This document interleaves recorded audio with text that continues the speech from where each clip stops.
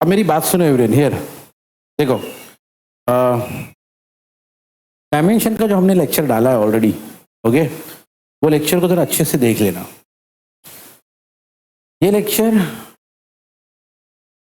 Obviously, ये जो lecture है एवरीवन, इसमें डायमेंशन लोग डिटेल में पढ़ने वाले हैं, लेकिन कुछ कुछ ऐसी बातें जो वहां पे जो बताई गई है, ओके, वो यहाँ पे काम में आने वाली। तो उसको भी जरा देख लेना बाद में। हर चैप्टर की बात कर रहा हूँ, हर टॉपिक में, दोनों को देख लेना, रेफर करना, आपके लिए अच्छा है एवरीवन। चलो भाई, सो नाउ एवरीवन हियर, क्या होता है मालूम है एवरीवन? सुनो, डायमेंशन क्या होता है? कई बार हमने देखा है एवरीवन, किसी चीज को हम लोग ऐसा लिखते ना, m raise to something, l raise to something, t raise to something, ये सब करते हैं हम लोग, यही डायमेंशन। तो क्या है सर ये डायमेंशन? देखो क्या किया, क्या मालूम है, हमने ये सोचा कि क्या किसी फिजिकल क्वांटिटी को, और खास करके फिजिकल क्वांटिटी में इस बंदे को, किसको भाई? बस बोलो, स्ट्रेट एवरीवन, स्ट्रेट। और पर्पसली एवरीवन, पर्पसली अपने आप को याद दिलाओ कि I must be very very very very very very very very active in the lecture. Purposely अपने आप को ये याद दिलाते रहो, क्योंकि नॉर्मली आपकी जो बॉडी लैंग्वेज है ना, थोड़ी देर में से ढीली हो जाती है। ओके, हाँ, चलो, रेडी ना? सो हमने ये सोचा कि अब हमने मतलब कौन? हाँ, हम क्या सोचते हैं, हमारे को फुर्सत है क्या इंस्टा देखे ना, ये करे ना, रील देखे, हाँ, व्हाट्सएप पे स्टेटस डाले? कहाँ फुर्सत है सर हमारे पास ये सब के लिए? ओके, सुनो, सो इधर हमने ये सोचा कि क्या हम इन लोगों को, किसको याद है ना, डिराइव्ड क्वांटिटी, हाँ, वो जो फंडामेंटल पे डिपेंड करती है, ठीक है, वो होता है डिराइव्ड क्वांटिटी, ठीक है। तो हमने सोचा क्या हम डिराइव्ड क्वांटिटी को फंडामेंटल क्वांटिटी के अंदर एक्सप्रेस कर सकते हैं क्या? एक बात सोचो, हर लैंग्वेज, चलो इंग्लिश को लेते हैं, कितने वर्ड्स है, कितने सेंटेंस है, कितने क्या क्या क्या क्या क्या क्या क्या क्या क्या, खत्म ही नहीं होता लैंग्वेज कभी, है ना? ये सोचो, वो सारी लैंग्वेज को हमने बंद कर दिया, पैक कर दिया कुछ अल्फाबेट्स में। पढ़ते ना हम लोग बचपन में, ए बी सी। अब सोचो क्या सोचा रहेगा यार इंसान ने, इतना लैंग्वेज है, कितने वर्ड है, कितने साउंड है, कितने सिलेबल्स है, कितने फोनेटिक्स है, कितनी अलग अलग टाइप की आवाज है, लेकिन ऐसी एक भी आवाज नहीं जो लिख नहीं सकते। ऐसी एक भी आवाज नहीं है जिसको हम लिख नहीं सकते। ऐसा कोई इंग्लिश में वर्ड नहीं है, स्टेटमेंट नहीं जिसको हम लिख नहीं सकते। मतलब वो जो 26 अल्फाबेट्स है, 26 है ना, उन्हें पूरे लैंग्वेज को 26 अल्फाबेट में कवर कर लिए, है कि नहीं? मतलब देखो अभी, क्योंकि हमने कभी इस पर मेहनत नहीं किया तो हमको लगता है अरे क्या है, लेकिन कभी बैठ के सोचो, किसी ने तो सोचा होगा ना, चलो इस लैंग्वेज की एक रिटर्न चीज बनाते, राइटिंग बनाते। सोचा रहेगा क्या क्या साउंड होता है, ए होता है, बी होता है, कभी कोई सोचा रहेगा ना किसी ने तो बैठ के। और 26 अल्फाबेट सामने यार, पूरी दुनिया में कोई भी कुछ भी बोले हम उसको लिख सकते हैं उन्हीं 26 अल्फाबेट्स को, है कि नहीं? है ना? अगर आपको म्यूजिक का नॉलेज होगा तो पता है एवरेज म्यूजिक में कितने भी गाने, जितने भी गाने, कोई भी गाता है, किधर भी गाता है, कैसे भी गाता है, सुर सिर्फ साथ ही है। मालूम है आपको? म्यूजिक के लाइन में अगर थोड़ा बहुत भी नॉलेज है ना, तो आपको पता होगा कि साथ ही सुर है, सा रे गा मा पा धा नी, खत्म। जो भी है सब इसी में ही है। दुनिया में जितने गाने बने हैं आज तक और आगे जो बनेंगे,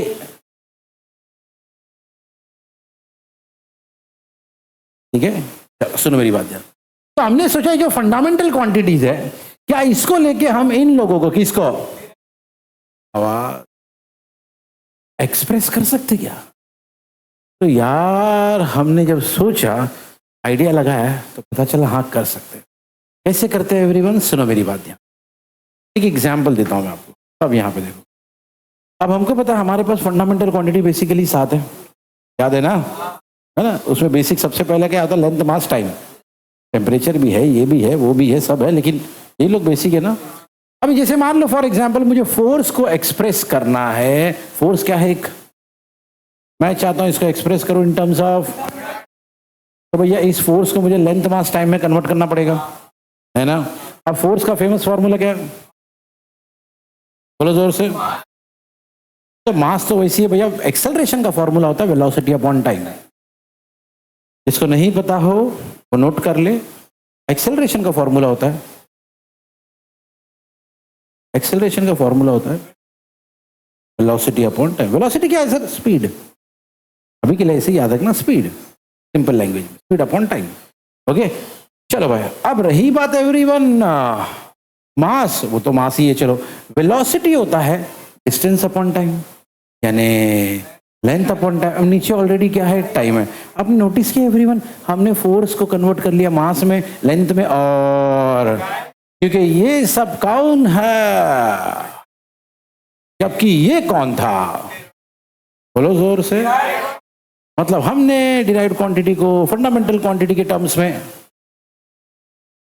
ठीक है, तो सर और ढंग से लिखेंगे, मास ऊपर है उसको रहने दो, लेंथ ऊपर है उसको रहने दो। अच्छा ये टाइम रेज टू 1 है ना? एक सेकेंड, लेंथ अपॉन टाइम है ना? लेंथ मतलब भैया ये क्या है? टाइम रेज टू 1 है। ओके, और ये उसके नीचे एक और टाइम रेज टू 1 है, बराबर। तो time raise to 1 time raise to 1 हो जाएगा। ओके ऐसा हो जाएगा सीन, मास होगा, लेंथ होगा, टाइम रेज टू 2 हो जाएगा, है ना? और टी टी टी स्क्वायर हो जाएगा। अब ये टी स्क्वायर को अगर ऊपर लेके जाओ तो वो क्या हो जाएगा? टी रेज टू -2, यानी मास है, लेंथ है और टाइम रेज टू -2 है ना? तो यार हमने फोर्स को इन तीनों में एक्सप्रेस कर दिया। और पता है एवरीवन, हमको पता चला कि सिर्फ फोर्स को नहीं, हर डिराइव्ड क्वांटिटी को हम फंडामेंटल में एक्सप्रेस। ये हमने सुना था ना कि डिराइव्ड क्वांटिटी बनते ही है, डिराइव्ड क्वांटिटी डिपेंड करते हैं ना फंडामेंटल पे, उसी से बनते हैं लोग। ठीक है चलो सुनो, अब एवरीवन बार बार कौन लिखेगा सर ये मास और लेंथ और टाइम? तो हमने इसका शॉर्टकट निकाल लिया। मास को हम क्या बोलेंगे? m, लेंथ को क्या बोलेंगे? l, टाइम को क्या बोलेंगे? t। और बाकी जो पावर है वो है, मास के ऊपर क्या है? 1 है तो m1, l के ऊपर क्या है? 1 है तो l1, टाइम के ऊपर -2 है तो t -2, तो m1 l1 t -2।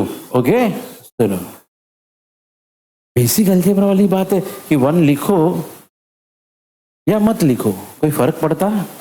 हाँ है ना? जैसे भैया आप x⁻1 लिखो जब आप स्कूल में थे, ओके, या खाली x लिखो, क्या फर्क पड़ता है?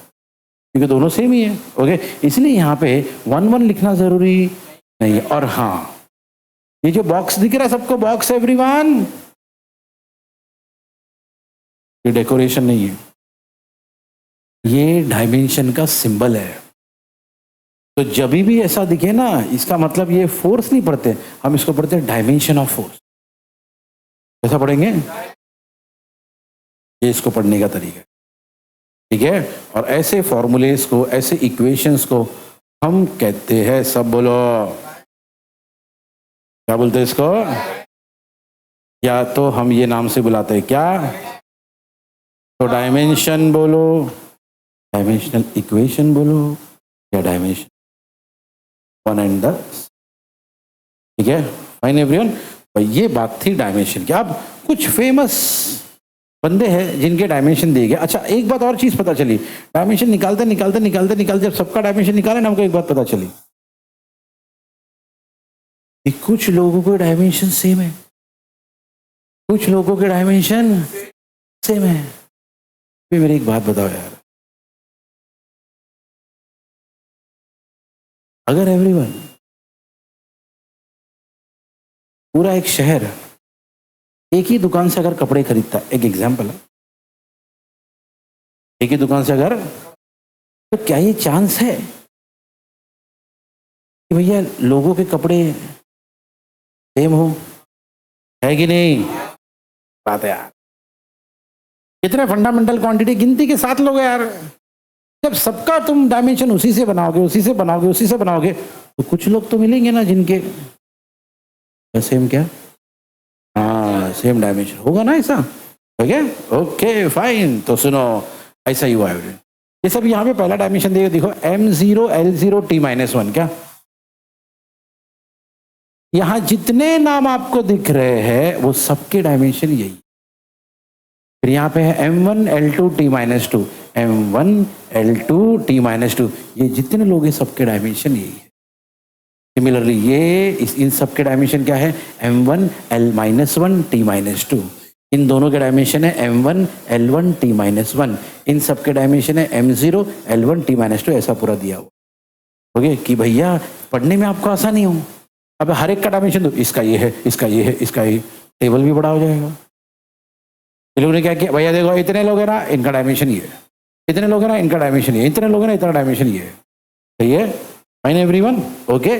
चलो भाई, अब इसके बाद ये देखो, ये पूरी वही कहानी है भाई, किसके किसके डायमेंशन सेम है। हाँ, अभी क्या लिखा है, important dimension of complete physics. Physics में जितने भी मेन लोग हैं, ओके, ये सब मेन लोग हैं। देखो, टेम्परेचर, हीट, थर्मल कैपेसिटी।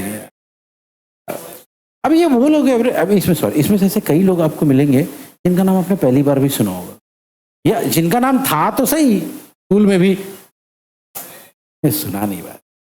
क्यों नहीं सुना बात? सुना नहीं सर, सुनो मेरी बात, ओके सुनो। तो यार जितने भी लोग हैं ना, ये सब के सब फिजिक्स में आने यूज होने वाले फिजिकल क्वांटिटीज, ठीक है। जैसे फॉर एग्जांपल लिखा वियन्स कांस्टेंट, ये क्या होता है सर? अरे है सब स्टीफेंस कांस्टेंट, ठीक है। ऐसे सबके यूनिट भी दिए हुए और सबके,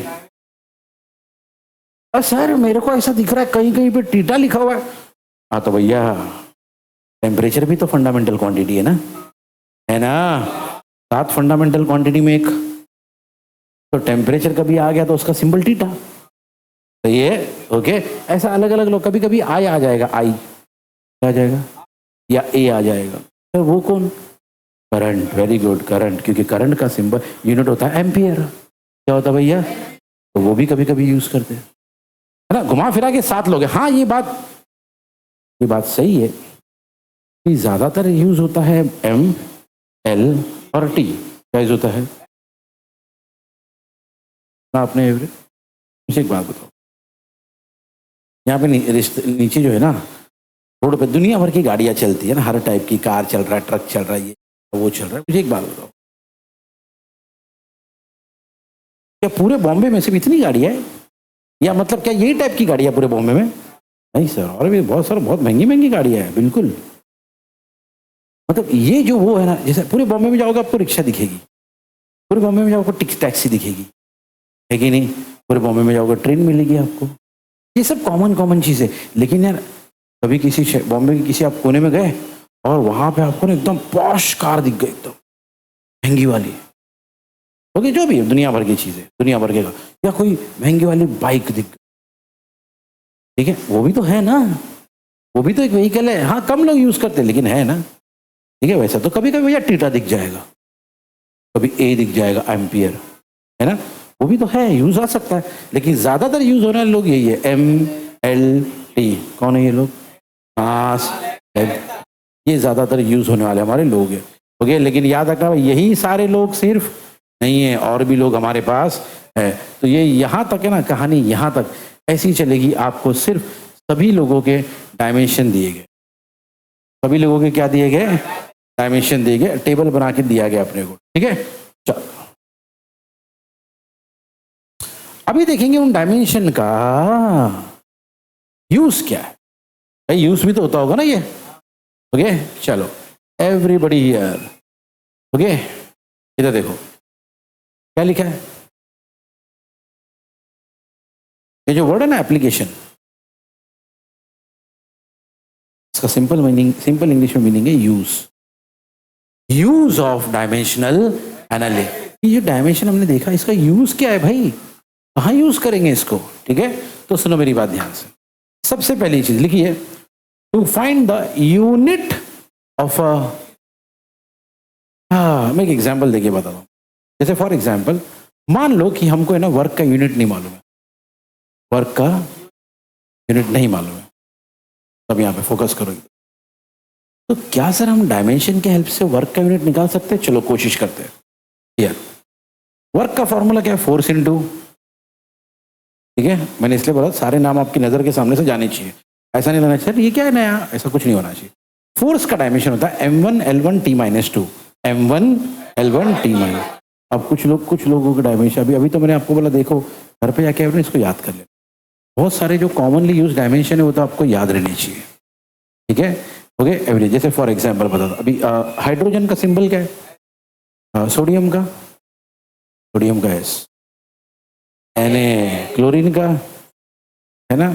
तो अब पूरे टेबल में तो 100 से ज्यादा लोग हैं, सबके थोड़ी ना आपको नाम याद है, सबके थोड़ी ना आपको सिंबल याद है, लेकिन जो कॉमनली यूज होते हैं तो उसके तो याद रहते हैं ना, वही बोल रहा हूँ मैं, ठीक है।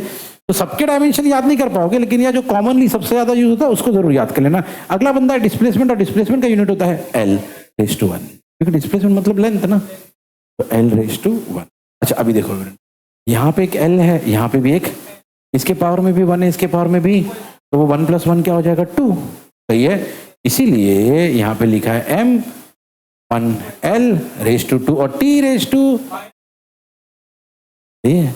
ओके। लेकिन सर हमको थोड़ी ना ये डायमेंशन निकालना था, आपने कहा था कि डायमेंशन के हेल्प से हम चलेंगे ना, अभी काम बाकी है भाई। ओके चलो एवरीवन हियर जरा ध्यान से देख, सबसे पहले डिस्कस करेंगे किसकी, सीजीएस यूनिट को, इसको डिस्कस करेंगे हम। तो ये सीजीएस यूनिट में हमको मालूम मास होता है ग्राम में, वो लेंथ होता है, लेकिन सेंटीमीटर के पावर में, लेंथ के पावर में 2 है ना, तो सेंटीमीटर स्क्वायर, क्या भैया। और नीचे एवरीवन टाइम है, T⁻², मतलब नीचे ना, तो टाइम का यूनिट क्या होता है सेकंड। अच्छा टाइम नीचे आ गया तो T⁻²+ हो जाएगा ना, आपको तो पता है ना एवरीवन, T⁻² अगर नीचे आ गया तो क्या हो जाता है ना। तो वही कहानी कि भैया नीचे लिखेंगे सेकंड, लेकिन सेकंड के ऊपर क्या लिखेंगे स्क्वायर, तो इसका यूनिट बन गया, सीजीएस यूनिट बन गया ग्राम सेंटीमीटर स्क्वायर पर सेकेंड स्क्वायर। सब बोलो, बोलो जोर से। फिर से देखो भैया क्या कहानी है, एम था मास, मास मतलब ग्राम, क्यों सर ग्राम, क्योंकि हम किसकी बात कर रहे हैं, किसकी बात कर रहे हैं, इसलिए हम वही लेंगे भैया। लेंथ, लेंथ होता है सेंटीमीटर, और टाइम, टाइम होता है सेकेंड। वो पता लगे पावर की बात करके मास के ऊपर 1 था तो ग्राम के ऊपर 1, अब 1 लिखो नहीं लिखो कोई फर्क नहीं पड़ता। उसके बाद भैया देखो यार यहाँ पे लिखा है लेंथ, लेंथ के पावर में 2 है तो सेंटीमीटर के पावर में भी 2, सही है, ओके। और फिर लिखा है टाइम, लेकिन टाइम (2 है, टाइम (2), तो जब भी कोई भैया (2 - 2) इसका मतलब वो अपॉन में है, नीचे है, डिनोमिनेटर में है ना भैया, इसको नीचे ले लेंगे, ओके। हाँ अब T⁻² है तो देखो M⁻1 है, L⁻², और T⁻² को नीचे लेंगे तो क्या होगा T⁻²+2। तो भैया हमने लिखे मास के बदले ग्राम, इसके बदले सेंटीमीटर स्क्वायर, और नीचे टाइम के बदले सेकंड का स्क्वायर, तो क्या होगा ग्राम सेंटीमीटर स्क्वायर पर सेकंड स्क्वायर। पढ़ो, बोलो, सही है। हाँ वो पता लगे बाद में ना, कई बार आपको पता है ना हम साइंटिस्ट के नाम दे देते, तो वो बात अलग है कि भैया बाद में हमने इस सब को एक नाम दिया था, क्या, अर्ज, क्या नाम दिया था, अर्ज, अर्ग नहीं अर्ज, क्या बोलते उसको, अर्ज, ठीक है। सुनो अब बात करेंगे एमकेएस यूनिट की, किसकी, अब एमकेएस में हमको मालूम है भैया, देखो यार मास को कहते हैं किलोग्राम, मास को क्या बोलते हैं, लेंथ को बोलते हैं मीटर, क्या बोलते हैं मीटर, टाइम को बोलते हैं सेकेंड। किलोग्राम के ऊपर, मास के ऊपर 1 है तो किलोग्राम के ऊपर 1 है, लिखो नहीं लिखो कोई फर्क। एल के ऊपर 2 है तो एम के ऊपर 2 है, बट टी के पास -2 है तो टी नीचे ले लिया, इसलिए बोलो क्या हो गया केजी मीटर स्क्वायर पर, बोलो। और वो बात अलग है कि बाद में हमने इसको नाम दिया था, सही है। इसका मतलब क्या है, हमने डायमेंशन के हेल्प से, किसके हेल्प से, के हेल्प से हमने क्या बना लिए, है ना। वो आपने एग्जाम्पल के तौर पे वर्क को देखा ना, वर्क का हमने सीजीएस यूनिट भी बना लिया, और वर्क का हमने, है ना आपने एवरेन याद रखना ये एक्चुअल यूनिट है, ये तो हमने इसको बाद में अलग से नाम दे, साइंटिस्ट को रिस्पेक्ट के लिए, किसी साइंटिस्ट ऐसा अपने अभी भी तो होता है, अपने यहाँ पे ऐसा कैसा होगा होता है। अरे कभी कभी आपने देखा होगा रास्तों पे नाम देते लोगों के नाम, है ना, किसी इंसान का, कोई बड़ा इंसान है या कोई रेस्पेक्टेबल इंसान है या कोई फ्रीडम फाइटर है, पता उनके ऊपर नाम आता है, या उस जगह की कोई फेमस चीज उनको नाम दिया जाता है, देता है कि नहीं? तो केरला में नहीं होता है सब है। अब ईशान कोई अच्छा कहा, ईशान के नाम पे रोड बनेगा वहां पे भाई, ईशान स्वामी रोड। हाँ, अरे कुछ भी रोड बन सकता ना भाई वहां पे। ओके, महाराज ईशान स्वामी रोड। ओके यार, चलो ठीक है। एनी हाउ, चलो भाई, लिसन टू दिस, बात समझ में एवरीवन? चलो second point, to find dimension of, बोले क्या निकाल सकते? एक सेकेंड, डायमेंशन से डायमेंशन निकालेंगे? क्या कर रहे हैं हम लोग? सुनो, इसका डायमेंशन निकालेंगे हम लोग, इनका, किसका? या तो कोएफिशिएंट। सुनो, ये क्या चीज है सर? डायमेंशन निकाल सकते? देखो क्या होता है मालूम है, कभी कभी है ना फॉर्मूले में एक स्पेशल बंदे आ जाते हैं। जैसे फॉर एग्जांपल मैं बताता हूँ, फॉर्मूला जब भैया ये फेमस फॉर्मूला जो न्यूटन साहब ने बनाया था, F equal to G m1 m2 upon, एक फेमस है ना लॉ है, या एक बहुत फेमस थियरी है, न्यूटन्स लॉ ऑफ ग्रेविटेशन। क्या बोलो ना जोर से यार, सीधे बैठो जरा, सीधे बैठो, सीधे बैठो।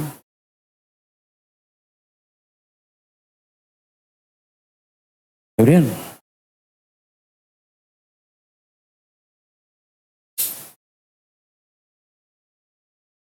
ये जिस लेवल की आप पढ़ाई कर रहे हो ना एवरीवन, उस लेवल की पढ़ाई करने के लिए ना आपके अंदर एक चीज होनी चाहिए, नहीं तो आपको ना भी लगने लगेगा सब। ओके, और उस चीज को कहते हैं इंग्लिश में एंथुजियाज्म। क्या? हाँ, क्या मतलब इसका? मतलब नहीं मालूम सर, ये नाम अच्छा लगा। हाँ, अंजला बोल रहा सर मेरे बच्चे का नाम यही रखूंगा मैं, एंथुजियाज्म। हाँ, मजा आ गया बोले नाम। ओके यार, सुनो मेरी बात ध्यान से, फ्लो फ्लो में हो जाता है। क्या एंथुजियाज्म मतलब? आप सिंपल लैंग्वेज में समझो, एक्साइटमेंट, पॉजिटिव एक्साइटमेंट, है ना। अभी फॉर एग्जांपल मान लो कि भाई यूसुफ, यूसुफ ना, ओके, यूसुफ को फुटबॉल बहुत पसंद है, पागल है फुटबॉल के पीछे। ओके, अब बहुत दिनों के फुटबॉल नहीं खेला है, अचानक प्लान बना फुटबॉल का। ओके, ये लोग भी खेलने आएंगे, यूसुफ का एक्साइटमेंट ही अलग रहेगा एकदम। खेलने तो सभी आएंगे ग्राउंड पे, सभी पहुंचेंगे, लेकिन ये सोच रहा होगा उसके बारे में पहले, कि मेंटल में वो चल रहा होगा, है ना। जैसे हमारे साथ होता है, पिकनिक जाते रहे, है ना, पिकनिक सुबह जाते हैं भैया, लेकिन भाई हम माइंड में रात में पहुंच चुके रहते वहां पे, है ना। मेंटली हम उतने लेवल पे रहते कि हाँ अभी बस में ऐसा इसमें ऐसा ऐसा, तो बात अलग कि रियलिटी में कुछ और ही निकलता है। ओके, लेकिन माइंड में बड़ा मजा आता है ना।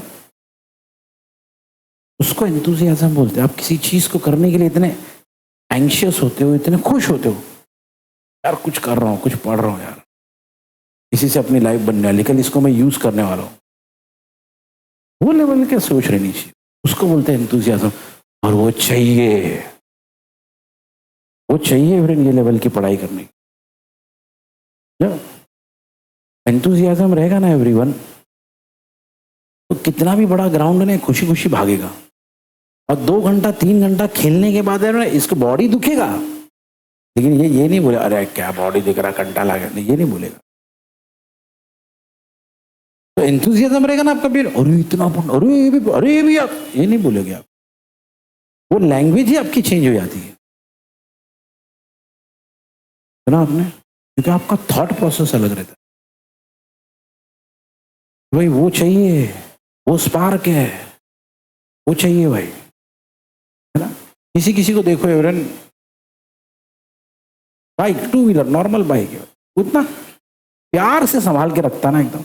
देखो किसी किसी को इतना पागलपन रहता बाइक से, एकदम संभाल के रखेगा, एकदम ख्याल रखेगा, एकदम हर चीज को मेंटेन करेगा एकदम, समझे ना। खुद नहाएगा नहीं, लेकिन उसको रोज साफ करेगा बराबर, ऐसे लोग रहते। मतलब वो उनका पैशन है, उनका एक्साइटमेंट, उनका एंथुसियाज्म उसमें वो चाहिए, वो चाहिए। किसी भी फील्ड में अगर एक पॉइंट ऑफ टाइम के बाद एवरीवन वो चाहिए रहता है। नहीं तो यार, नहीं तो क्या बुक सबके पास है, खाली वो देख देख के थोड़ी ना होता है, वो चाहिए होता है अंदर, और वो अंदर से आता है, तो आपको खुद को लाना होता है। तो पर्पसली जानबूझ के अपने आप को याद दिलाओ कि मेरे अंदर वो लाना है, मेरे को करना है, मेरे अंदर वो एक्साइटमेंट होना चाहिए, मेरे अंदर वो स्पार्क होना चाहिए। नहीं है तो लेकर आओ अपने अंदर कैसे भी कर। ओके, चलो एवरीबॉडी हियर। तो सेकेंड चीज ये है कि मैंने कहा ये जो फॉर्मूला है F=GM1 × M2/R², ये किसने बनाया था? क्या नाम है इसका? Newton's law of. इस फॉर्मूले को बनाते वक्त फॉर्मूला कुछ ऐसा है, F=G×M1 × M2/R²। M1 और M2 क्या है सर? वो जो दो बॉडीज न्यूटन ने माना था, मान लो एक है अर्थ, दूसरा कोई और प्लैनेट है, वो अर्थ का मास है M1 और दूसरे प्लैनेट का मास है M2। दोनों के बीच का जो डिस्टेंस है वो है R। दोनों के बीच का डिस्टेंस क्या है? R। F क्या है? उन दोनों के बीच का ग्रेविटेशनल फोर्स, उन दोनों के बीच का। बाकी सब बातें तो ठीक है, आपने लेकिन सर जी के बारे में कुछ बोला ही नहीं है ना। कौन है सर? जी न्यूटन ने यूज किया हुआ कांस्टेंट है। ठीक है, फॉर्मूले ऐसे थोड़ी बनते हैं, फॉर्मूले स्टार्ट में ऐसे, रिसर्च के बाद ये नहीं बनता है। रिसर्च जब करते तो ये बनता है, उनको ये मालूम पड़ता पहले F डायरेक्टली प्रोपोर्शनल है किसको? M1 × M2 को। F इनवर्सली प्रोपोर्शनल है किसको? रिसर्च में ये मालूम पड़ता है। ऐसा नहीं कि तुम रिसर्च करो अचानक फॉर्मूला आएगा, हाँ ये फॉर्मूला, ये सब नहीं होता भाई। समझ में आया एवरीवन? इधर इधर इधर गौरा। ओके एवरीवन हियर, सुना आपने? ओके, हम लोग ये सब क्या, हाँ ये बड़ा होगा तो ये बढ़ेगा, ये कम करो तो ये बढ़ेगा, ऐसा होता है।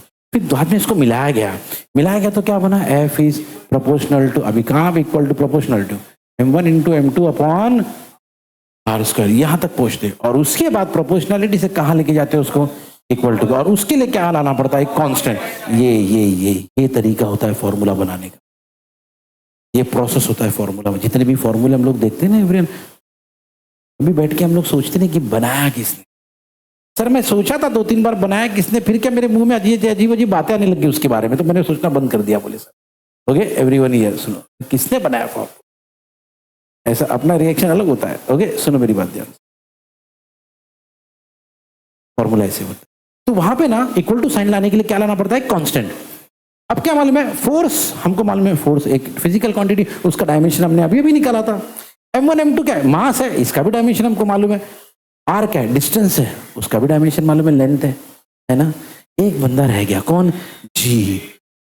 भैया जी जो है उसका नाम है ग्रेविटेशनल कांस्टेंट। और बेसिकली सुनो मेरी बात, सिर्फ ये फॉर्मूले में नहीं, जितने भी फॉर्मूले ना सब में ना कांस्टेंट का क्या डायमेंशन होगा वो सोचने में प्रॉब्लम हो जाती। क्यों? क्योंकि बाकी सबको मालूम, बाकी सब फिजिकल क्वांटिटीज है, बाकी सब क्या है? सबके कुछ ना कुछ डायमेंशन है, सबके कुछ ना कुछ फॉर्मूलेज है, सबके कुछ ना कुछ यूनिट्स है। कांस्टेंट का तो यूनिट नहीं रहेगा, तो कैसे करेंगे हम लोग फिर?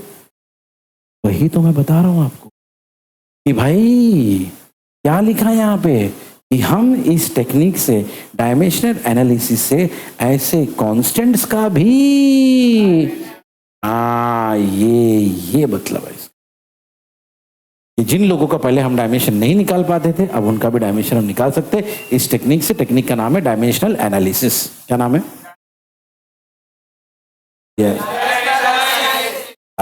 ठीक है। तो अच्छा भाई, तो याद रखना इन कांस्टेंट्स को, लो जी कांस्टेंट था उसको कांस्टेंट भी बोलते हैं और कई बार लोग उसको। चलो अभी है ना कुछ कांस्टेंट्स का मैं आपको डायमेंशन निकाल के बताता हूँ। जैसे देखो, सबसे पहले इन्होंने वही एग्जांपल दिया जो मैंने दिया था, मैंने यही दिया था ना, ये एग्जांपल दिया। अब तुम्हारे लिए इजी पड़ जाएगा। ओके, तो क्या कहा था भैया इस फॉर्मूले में? कौन सा फॉर्मूला था वो? बोलो ना। और क्या फॉर्मूला? F=, ठीक है। अब देखो हमारा इंटरेस्ट किसमें? किसमें? ये जी कौन है? Gravitational constant. ठीक है। Okay everyone here. अब हमको याद रखना हमारा एम क्या है? इसी जी का हमको डायमेंशन निकालना है। ठीक है, क्या करना है समझ में आया? Okay everyone here. तो भाई देखो जी को पहले एक तरफ ले लो, बाकी सब को उठा के दूसरी तरफ। क्यों सर? अरे क्योंकि जी में इंटरेस्ट है ना अपना, तो जी को ऑन वन साइड, बाकी सब ऑन द अदर साइड। पहले ये कर लेते हैं हम लोग, ठीक है? चलो भाई, तो ऐसा करने से हमारे पास ये वाला फॉर्मूला आ गया। सब बोलो क्या लिखा है, बोलो ना।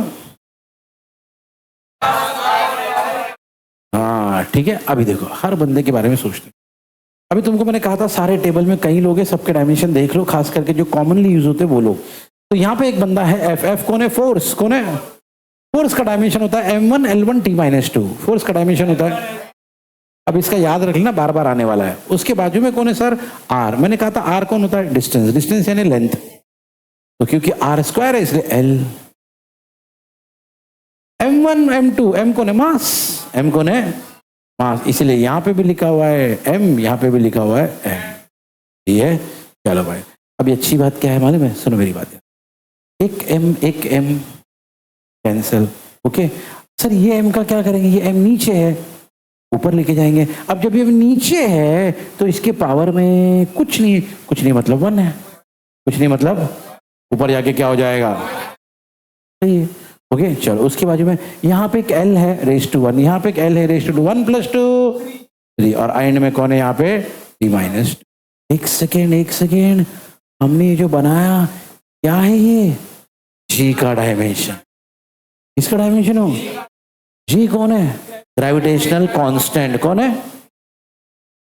बोलो ना। मतलब हमने कांस्टेंट का भी बना लिए। डायमेंशन एनालिसिस का ये बेनिफिट, हम ऐसे लोगों का भी डायमेंशन बना सकते हैं जो फिजिकल क्वांटिटी है ही नहीं। जो फिजिकल क्वांटिटी, उन लोगों का भी बना सकते। अगर डायमेंशन निकाल सकते तो इसका मतलब उसका यूनिट भी निकाल सकते। फिर अब आप ही सोचो ना, इसका यूनिट क्या होगा? m है, मान लो भाई kg रेज टू -1 है कि नहीं? यहाँ पे क्या l, मीटर रेज टू 3, फिर t है सेकेंड रेज टू -2। तो अगर इसका यूनिट चाहिए तो ऐसे ही निकाल सकते भैया, kg रेज टू -1, फिर क्या होगा? मीटर रेज टू 3, और फिर क्या? Second raise to. ओके, सब कर सकते हैं हम लोग।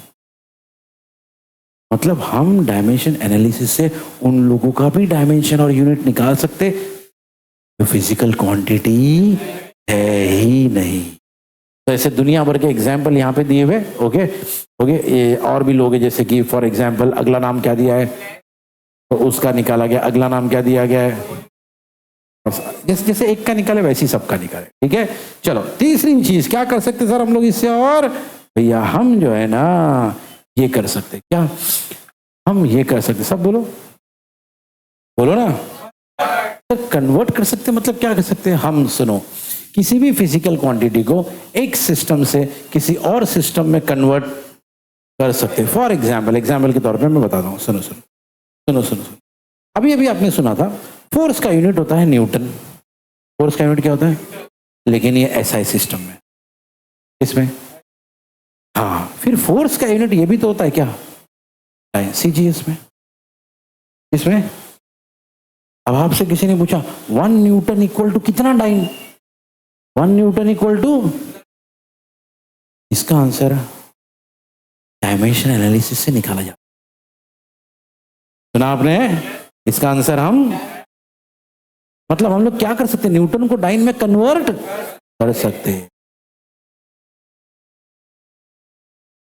अभी वही सीखेंगे कैसे करते सर। ठीक है, तो सुनो भाई एवरीबॉडी है, तो कभी भी याद रखना, कभी भी कन्वर्जन की बात आई ना, इसको इसमें कन्वर्ट करना है, उसको उसमें, ये वाली कहानी जरा अपने दिमाग में डाल लेना। ऐसा फॉर्मूला इसको याद रखना है। इनफैक्ट अगर आपको याद है, अगर आप एक जेन्युइन स्टूडेंट हो, घर पे जाकर रिवाइज करते हो, एक डायमेंशन वाला क्वेश्चन हम लोग जब ये सॉल्व कर रहे थे ना यूनिट्स, उसमें एक क्वेश्चन आया था जिसमें हमने ये फॉर्मूला यूज किया था, और मैंने कहा भी था इसको एज अ फॉर्मूला याद यूज करना। मैंने आपसे कहा था भैया देखो n2 है तो ऊपर 1 1 1 रहेगा, n1 नीचे है तो 2 2 2 2 रहेगा। फिर मैंने रीजन भी बताया था, n इनवर्सली प्रोपोर्शनल होता है u को। कम ऑन, बात है लेक्चर्स बार बार करो, फैसिलिटी है आपके पास। यूज करो।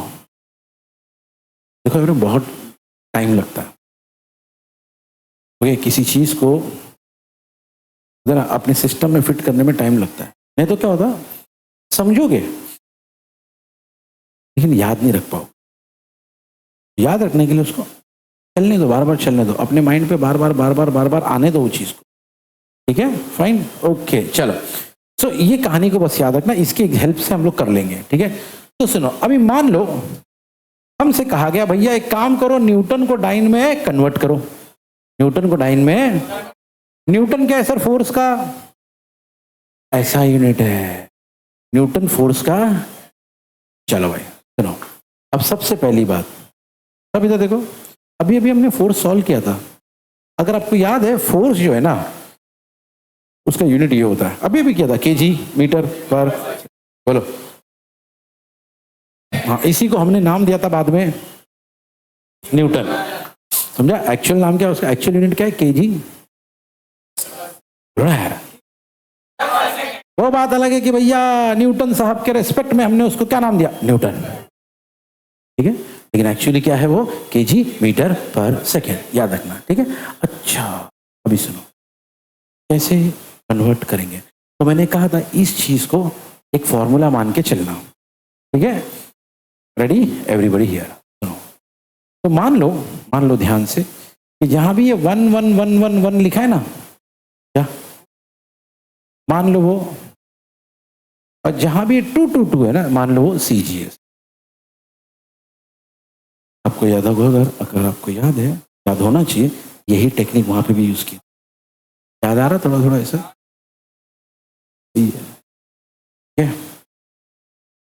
सुनो भी ध्यान। तो जहां जहां 1 लिखा है ना, वहां इसको यूज। ओके सर, ABC का क्या करने, सब बताऊंगा, सुनो पहले एवरीबडी।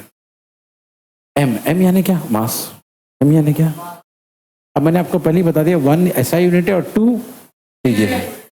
ओके, तो M की जगह पे मास है, तो मास है तो किलोग्राम, L लेंथ है तो मीटर, टाइम है तो सेकेंड। ये अब 2 यानी CGS ना, 2 यानी किलोग्राम को CGS में क्या कहते हैं? ग्राम, है ना? मीटर को, सेकेंड को, वो सेकेंड ही रहता है सर, उसको कुछ नहीं। ठीक है, अच्छा सर ये 1 1 2 2 सब कहाँ से है? सब यहाँ देखो, मुझे गलत मिल रहा है। फोर्स का यूनिट होता है केजी मीटर पर सेकेंड स्क्वायर। क्या भाई? केजी मीटर पर, ऐसा दिख रहा आपने को, केजी मीटर पर सेकेंड स्क्वायर होता हो। सुनो मेरी बात ध्यान से अभी। तो इसका मतलब केजी यानी अपना मास ना, मास के पावर में क्या है? ओ, इसीलिए हमने मास के ऊपर क्या लिखा। फिर इसके बाद लेंथ, ये मीटर आपका लेंथ है ना, पावर में क्या है? इसीलिए हमने, लेकिन सेकेंड स्क्वायर है आज, वो भी पर सेकेंड स्क्वायर है। केजी मीटर पर, बोलो जोर से, पूरा बोलो ना, केजी। अब वो पर सेकेंड स्क्वायर जब ऊपर आएगा तो रेज़ टू -2 हो जाएगा, है ना? इसलिए हमने यहां डाले। ये याद रखना, 1 1 सारे SI, 2 2 सारे CGS। ठीक है, ओके। अभी 1 हमारा ऐसा है ना, हमसे ये पूछा गया था 1 newton is equal to how many dynes. ये क्वेश्चन था हमारा, 1 newton equal to how many dynes. तो देखो भाई हमने क्या किया, जल्दी करो। ओके ओके, सब सुनो मेरी बात ध्यान से एवरीबडी हियर। सो हमने ना N1 हमारा ऐसा ही है, तो न्यूटन के आगे क्या नंबर है? 1, वो हमारा N1 है, तो N1 की जगह हमने क्या डाला? 1। ओके, और डाइन के आगे जो नंबर है वो हमारा N2 है, क्या है? और वही तो हमको फाइंड करना है, इसलिए N2 की जगह पे हमने कुछ नहीं डाला ना। आपने एवरेन N1 की जगह जो नंबर बंदा है, देखो ये N1 है। ओके, ये N1 की जगह 1 है, N2 ही तो हमको फाइंड करना है, इसलिए N2 की जगह पे हमने, चलो kilogram, 1 kilogram, 1 kilogram equal to होता है 10⁻³ gram. 1 kilogram equal to 1 metre equal to 1 second equal, तो कुछ करने की जरूरत नहीं, ऊपर भी सेकेंड और नीचे भी। इससे क्या फायदा हुआ sir? Gram gram, centimetre centimetre, second second, okay 10⁻³ के ऊपर 1 है, मतलब ये 10⁻³ है, 3 1 3। 10⁻² के ऊपर 1 है, मतलब ये 10⁻² ही है, 2 1 2। अच्छा यहाँ तो पूरा कैंसिल हो गया, क्या बचेगा 1, कैंसिल ही हो गया ना पूरा, क्या बचा 1, 1 कुछ भी, फर्क नहीं पड़ता, 1 कुछ भी रहे आंसर। भैया इसका मतलब 10⁻³ है और 10⁻² है, प्लस करोगे तो क्या होगा, तो 10⁻, तो बोलो इसका मतलब हमको मालूम पड़ गया, पहले हमने सुना था 1 न्यूटन इक्वल टू कितना डाइन, ये फाइंड करना है, अब पता चल गया वो कितना है। तो अब हम क्या लिखेंगे, सब बोलो बोलो। इसका मतलब हमने न्यूटन, 1 न्यूटन कितना डाइन होता है, न्यूटन को हमने डाइन में कन्वर्ट कर दिए। तो डायमेंशन का ये अगला फायदा कि हम कन्वर्जन भी कर सकते, MKS को CGS में, SI को CGS में कन्वर्ट कर सकते, ये उसका एग्जाम्पल, ठीक है। ओके चलो भाई, ये एक फायदा है। ओके और एक फायदा क्या है सर, और एक फायदा, ये दूसरा एग्जाम्पल है भाई। ओके और एक फायदा ये है, ये देखो एक और फायदा ये, to check the dimensional correctness of a, sir क्या मतलब सर इसका, चलो सुनो, अभी मान लो आपको एक फॉर्मूला दिया गया, तो बोलो क्या फॉर्मूला, अब बोलो,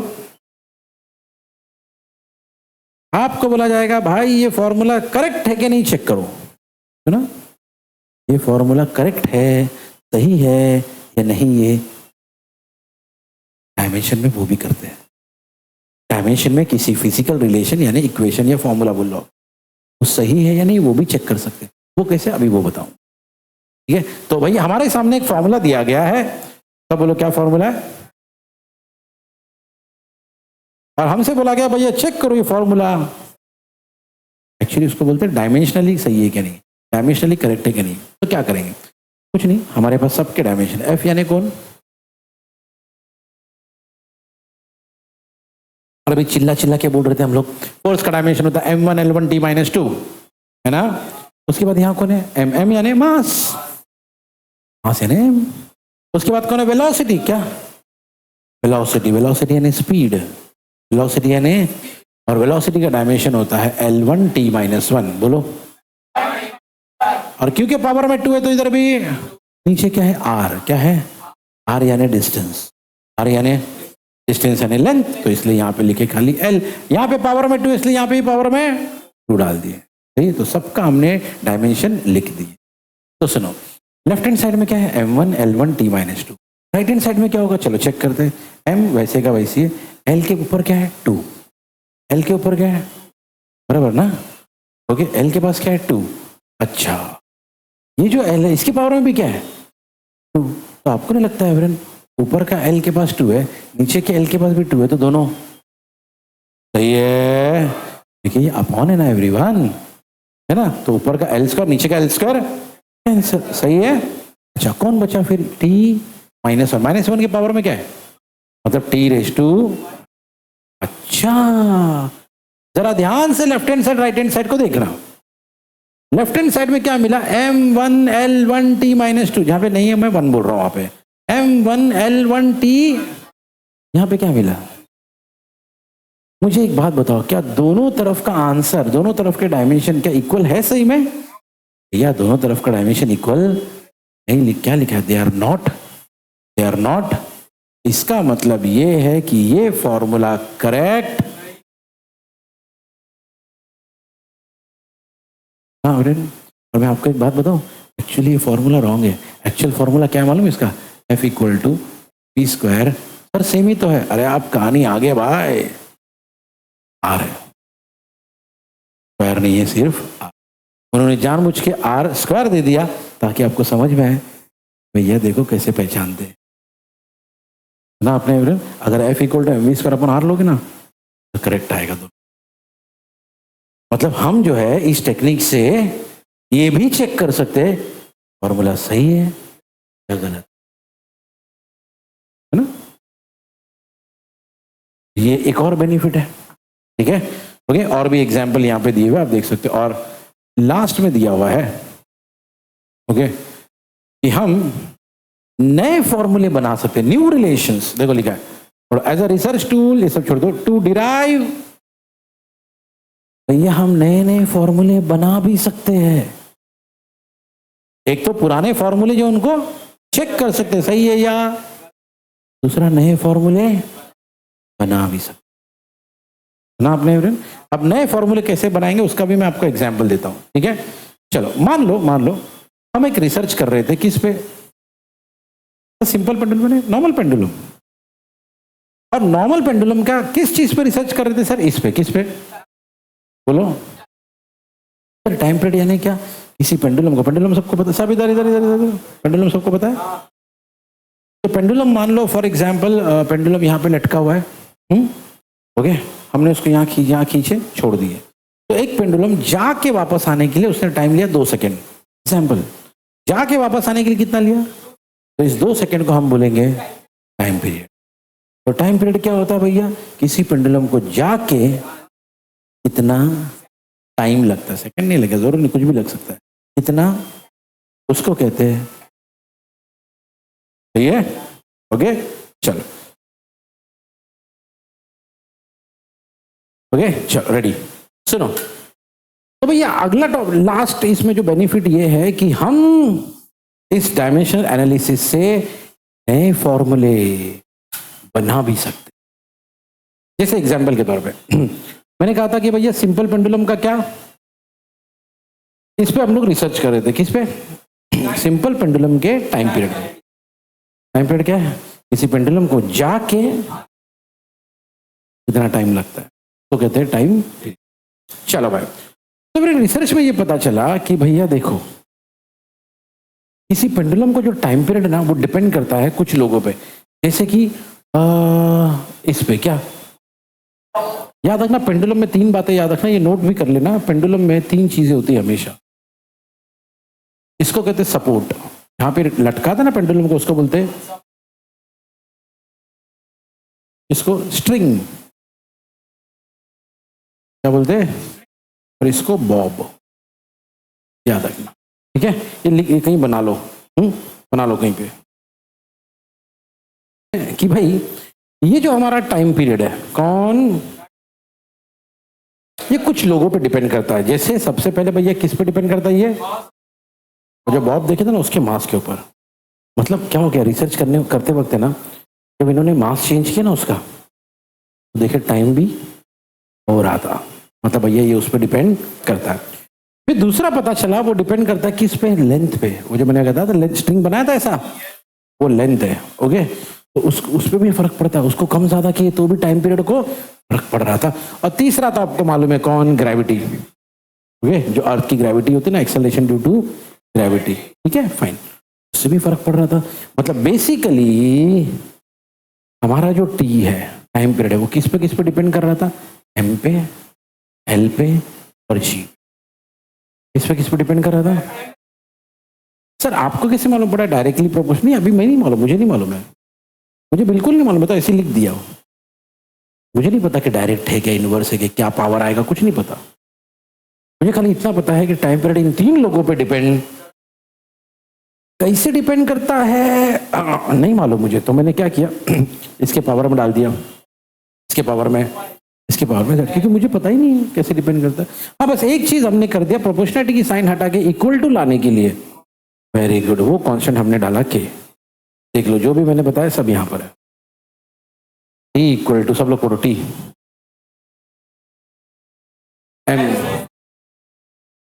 सही है, यहां तक की कहानी समझ में एवरीवन, कि भैया हमने रिसर्च किया तो पता चला हमारा टाइम पीरियड इन लोगों पे डिपेंड करता है, हमने उसको लिखा, पावर नहीं पता था एक्स वाई जेड डाल दिया, प्रोपोर्शनलिटी हटा के के डाल दिया, बस, ओके।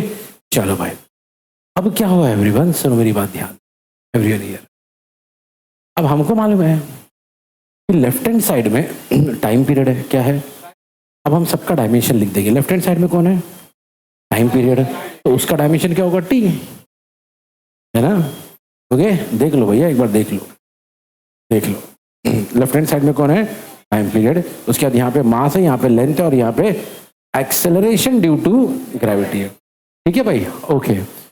तो हमने सबका डायमेंशन लिखा, लेफ्ट हैंड साइड में टाइम था तो टाइम लिख दिए। ओके, राइट हैंड साइड में पहला सर राइट हैंड साइड का पहला बंदा तो के था, नहीं, डायमेंशन लिखते वक्त हम के को लिखेंगे तो हमने लिख दिया, अच्छा के के बाद कौन बंदा था, एम। देखो मास रेस टू पावर नहीं मालूम है तो एक्स, उसके बाद में कौन था, एल, क्या था, तो एल पावर नहीं मालूम है इसलिए वाई, और उसके बाजू में क्या था पता है, जी, क्या पता है जी का नाम क्या है, एक्सेलरेशन। एक्सेलरेशन का डायमेंशन होता है L1t-2, क्या होता है भाई। अब उसके पावर में क्या है भैया, z, क्या है, ओके। तो सुनो भाई क्या हुआ, एवरीबडी हियर, m⁻⁻x, l⁻, अब l और t⁻⁻2 के ऊपर z। अब हम इसको सॉल्व करेंगे, इसको कैसे सॉल्व करेंगे, देखो भाई सुनो ध्यान से, एवरीवन हियर, ये इस चीज को मैं सॉल्व करके बताता हूँ आपको। हाँ, यहाँ पे सब इधर देखो, तो मुझे खाली इतना बताओ, लेफ्ट में कौन था, t, लिख दिया हमने t, ओके। फिर क्या था, is equal to m⁻⁻x, t, m⁻⁻x, हाँ, उसके बाद में l⁻y, एक सेकेंड ना, ठीक है, वहां से हेलोजन चालू कर दे, हाँ, उसके बाजू में क्या, l⁻y, ठीक है, हेलोजन चालू कर दो अंजला, उसके बाजू में l⁻⁻2 z, l⁻⁻2 z, यही कहानी है, ओके। अच्छा, अब लेफ्ट हैंड साइड में खाली t है, ना m है ना l है, तो क्या हम बोल सकते हैं एवरेन, m नहीं है मतलब ⁻², l नहीं है मतलब ⁻², ठीक है, कुछ नहीं मतलब 1 है, इधर आ जाओ, सब इधर आ जाओ। अब m के ऊपर x है तो m⁻x, l के ऊपर y है तो l⁻y, यहाँ l के ऊपर z है तो l⁻z, यहाँ t के ऊपर -2 है और फिर बाजू में, सही है। अब इसमें से अगर तुम ध्यान दो तो आपको दिखेगा ये जो दो लोग है ना, ये दोनों के पास l है, क्या है, ओके। और रूल क्या कहता है, रूल कहता है भैया कि अगर कभी भी ऐसा रहा ना a⁻m और a⁻n, तो उसको ऐसा लिखा जाता है a⁻, बस, तो वही कहानी यूज करेंगे हम लोग। लेफ्ट हैंड साइड में कौन है, m⁻0, l⁻0, t⁻1, right hand side में कौन है भैया, m⁻x, l⁻y प्लस z और t⁻⁻2z। बस अगर हमको x, y, z की वैल्यू मालूम पड़ जाए ना इसकी, अपना काम हो जाए। अब वो कैसे निकालेंगे, तो देखो भाई, अब बीच में कौन सी साइन है, तो अब हम लोग करेंगे इक्वेट, क्या करेंगे, यानी इसके पावर को इसके पावर से इक्वेट करेंगे, तो इसके पावर m के पावर में क्या है, वहां पे m के पावर में क्या है, यानी x इक्वल टू क्या मिला, इधर आ जाओ, l के पावर में क्या है 0, और वहां l के पावर में क्या है y प्लस z है, यानी y plus z equal to, इधर आ जाओ, t के पावर में क्या है, वहां पे t के पावर में क्या है, तो 1 इक्वल टू -2z। अगर -2 को थोड़ा यहाँ घसीट लिया जाए तो भैया, नहीं, नीचे डिनोमिनेटर में आएगा, मल्टीप्लाई में वो, तो क्या हो जाएगा, z इक्वल टू -1, है ना, z इक्वल टू, और देखो x की वैल्यू आ गई और z की वैल्यू आ गई। अगर आप, हमको मालूम है अगर ये z की वैल्यू उठाओ और इधर डाल दो तो y की भी वैल्यू आ जाएगी, है ना। चलो मान लो हम लोग ने तीनों को नंबर दे दिया, मान लो तीनों को भैया नंबर दे दिया, इसको दे दिया 1, इसको दे दिया 2, इसको दे दिया 3, तो इक्वेशन 3 में z की वैल्यू को उठा के इक्वेशन, तो क्या मिलेगा, y मिलेगा, ओके। चलो y मिलेगा, मैं आंसर में इंटरेस्टेड नहीं हूँ, मैं कंसेप्ट में इंटरेस्टेड, ठीक है, इसलिए मैं कंसेप्ट के हिसाब से बात कर रहा हूँ। तो y प्लस z हमारा 0 था, z की वैल्यू क्या थी, -1, -1/2 इक्वल टू 0, तो y इक्वल टू क्या आएगा, यानी हमारे पास तीनों का आंसर आ गया, x इक्वल टू आया 0, y इक्वल टू है 1/2 और z इक्वल टू है भैया -1/2। सही है। चल, आपको याद है एवरीवन हमारा फॉर्मूला क्या, हमारा मतलब जो इक्वेशन बना था वो क्या बना था? ओके इधर देखो, हमारा इक्वेशन फाइनली ये बना था। आ गया भाई, ये देखो, ये t equal to k m raise to l raise to g raise to, बस इसी को यूज करेंगे। हियर क्या था हमारा इक्वेशन? t इक्वल टू बोलो k, बोलो m raise to l raise to और g रेस टू। अभी सबकी वैल्यू आ चुकी है ना? अभी ये जो हमारा इक्वेशन है ना, इस इक्वेशन में एक्स वाई जेड की वैल्यू डाल देंगे। जैसे ही डालेंगे तो देखो क्या होगा, सुनो। t equal to k m raise to x, x कितना है ये, l raise to y, y कितना है, g raise to z, z कितना है, ठीक है। यानी t इक्वल टू के, अब m रेस टू 0 हटा दो उसको, l रेस टू 1/2 है और g रेस टू -1/2 को नीचे लेके गए तो क्या होगा, +1/2। सर m रेस टू 0, अरे पावर में 0 है, और आपको पता है पावर में 0 तो वैल्यू 1 हो जाती है। मैं आपको बताता हूँ, किसी भी नंबर में अगर पावर में 0 आ जाए तो आंसर 1 हो जाता है। तो अब l के पावर में भी 2 है, g के पावर में भी, और l के पावर में 1/2, g के पावर में भी 1/2 है। तो हम इसको ऐसा लिख सकते हैं, कैसा लिख सकते हैं सर? t इक्वल टू के, ऊपर क्या था l, नीचे क्या था g रेस टू, भैया ऊपर नीचे 1/2 तो कॉमन ले लिए, पता है? ओके, अब सुनो मेरी बात, आपको पता है l/g रेस टू 1/2, कभी भी याद रखना, अगर रेस टू 1/2 रहे ना, उसका मतलब होता है, क्या मतलब होता है सर? किसी ने आपसे कहा x रेस टू 1/2, उसका मतलब होता है, हाँ तो भैया वही खेल यहाँ खेलेंगे, वही खेल यहाँ खेलेंगे, हाँ √l/g, ठीक है। बस एक बंदा बच गया, कौन? एवरीवन, क्या हुआ पता है? बाद में पता चला कि इस k की वैल्यू है, ये देखो, बाद में पता चला इस k की वैल्यू है, इधर इधर इधर देखो, ये देखो, the value of dimensionless constant is found 2 पाई। इसका मतलब ये है कि बाद में पता चला कि k की वैल्यू क्या है, तो t equal to 2 pi √l/g, ये बन गया आपका फाइनल फॉर्मूला।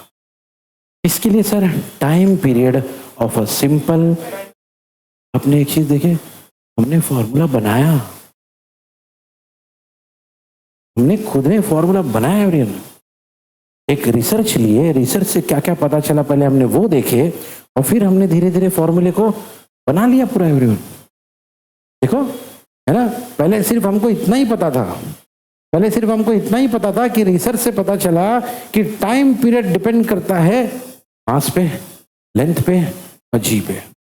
कैसे डिपेंड करता नहीं मालूम था, तो एक्स वाई जेड डाल दिया और भाई कांस्टेंट के लिए ये डाल दिया, बराबर। फिर हमने क्या किया, फिर हमने सबका डायमेंशन लिखे, टाइम था तो टी लिखे, मास था तो एम लिखे, लेंथ था तो एल लिखे, एक्सेलरेशन था तो L1t-2 लिखे, और उसके बाद हमने सॉल्व किए एवरीवन, उसके बाद हमने सॉल्व किए। ओके, लेफ्ट में जो था वो था, राइट में जो था वो था। अब लेफ्ट में खाली t था तो ऐसा लिखे, कैसा लिखे, m0 l0 t1। राइट में थोड़ा सा सॉल्व किए, जैसे पावर में भैया क्या था z, वो इसको दे दिए और सबको एक साथ लिखे तो ये मिला, है ना। क्या मिला सब बोलो, m, सबकी आवाज आनी चाहिए जोर से।